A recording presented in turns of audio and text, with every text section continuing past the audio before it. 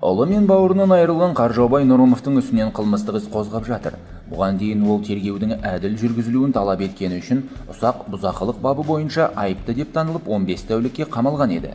Қаржаубай Нұрымовқа қатысты іс қылмыстық кодекстің 202 бабы бойынша қозғалған. Ол бөтеннің мүлкін қасақана жою немесе бүлдіру бойынша айыпталып отыр. Бұл туралы адвокат Асқар Қаймақов хабарлады.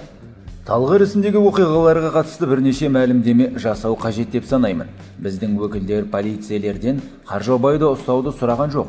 Полицейлер айтқандай, марқұм Нұрғанаттың жеке хаттарын жариялауға туыстары келісім бермеді. Қаржаубайды 15 тәулікке қамауға алуды тағайындаған сот шешімін заңсыз деп санаймыз.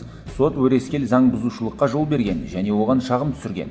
Бүгін полиция бабы бойынша сотқа дейінгі тергеу басталды. Қазақстан Республикасының қылмыстық кодексінің 202 бабы бөтеннің мүлкін қасақана жою немесе бүлдіру.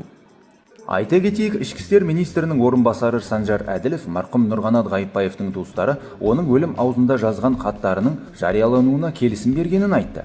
Бұл туралы ол сәрсенбіде мәжіліс отырысында журналистердің сауалына жауап бергенде айтты. Журналистер одан полиция кейбір жағдайларда тергеу құпиясын алға тартып, ақпарат бермей тұрғанымен, Ғайыпбаевтың өзіне өзі қол жұмсау туралы жеке хаттарын неліктен бірден жария еткенін сұрады.